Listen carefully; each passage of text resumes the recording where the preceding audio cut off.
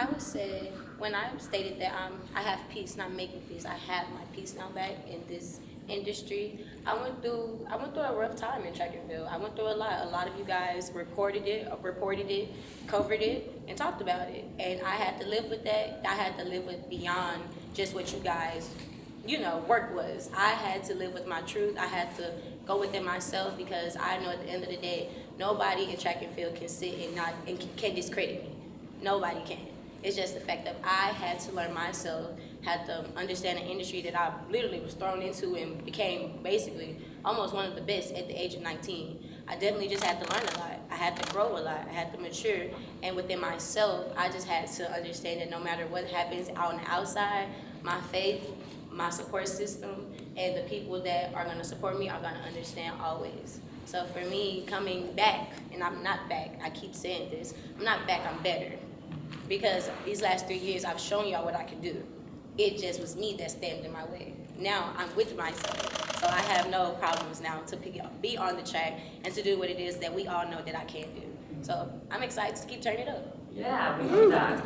So I was saying that when I got ready for my races, I would curl my hair and I put my makeup on, and we all know that you love to have fun with your look. So what is that like when you're getting ready for the race and you're putting your red lipstick on, or you're putting your neck on underneath your kit, or your cool sleeve? What are you thinking about? I'm definitely thinking, besides going out there and performing, I'm always going to get y'all something to talk about. So I'm always going to look good. I'm always going to feel good. I'm always going to, no matter what, just come out and present my best. So I think when I'm there and I'm preparing for the meet, it's all about just, girl, what you want to do today? It's not about nothing else, nobody, no time, no race, not my coach, nothing. It's just about what do I want to do? What's going to make me happy at the end of the day when this race is over, whether I win, lose, or draw. That's what inspires me. I love it. Goal for 2023. Goal for 2023? My goal for 2023 is to do what I should have done in these last 2 years already. Love it. Everything that I'm doing now is completely the same. The only thing that's different is within myself.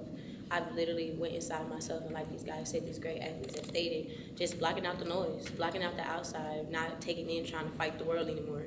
I have to understand I start with me, and what gravitates towards me is for me, and what's rebuked is not meant for me on my path.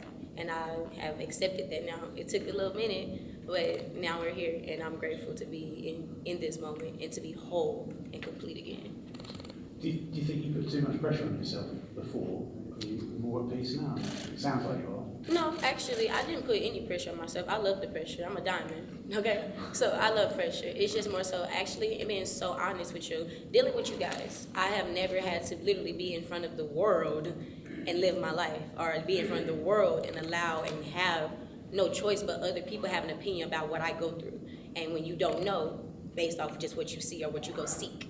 So I literally just had to learn to block out, in a way, for lack of terms, and not to be disrespectful, but I had to block you guys out in order to look at myself and to find myself first.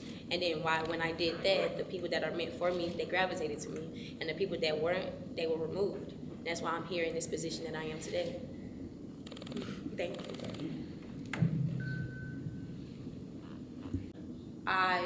I know I can be, and that I trained to be. It just literally, like I said, it took me diving back into myself and understanding that I have to remember who I am before I can go out into the world and be on the track. So I feel like where I am now, I've been this person. It's just been locked in me, and I just had to pull it out. Like last year, I was angry. I saw red everywhere I went, and I was going to make sure everybody felt that as well. Now I'm to a point where it's just like I see me. And I want just everybody, wherever I go, to see me as well. Whether I'm running fast, whether I'm just sitting here talking to you guys, I'm in a position to be entirely whole now. So track-wise, I've been this. But if I was to just piggyback off what he said, and him being, the OG in the game, even, I guess you could say rookie right now, 3 years. But I would just say, I definitely love the fact that track is expanding.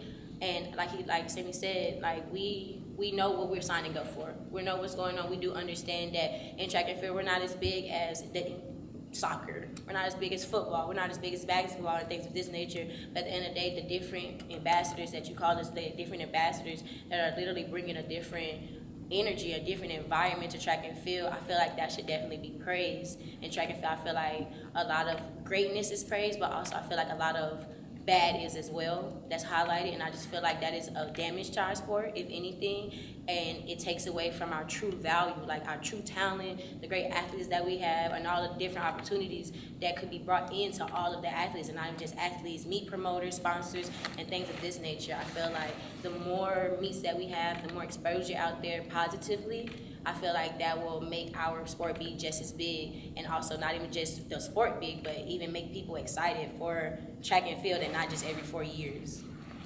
Absolutely. Yeah. Monica, question. From the start of like, You said everybody. I want you to take this one. All right, back. Come on. So I would say what makes track and field special is that it is an individual sport. I do like that. When you come onto the track, you literally, it's all on you. You don't have teammates. You don't have an entire group, you know, that you can rely on when it comes to your performance, when it comes to a win.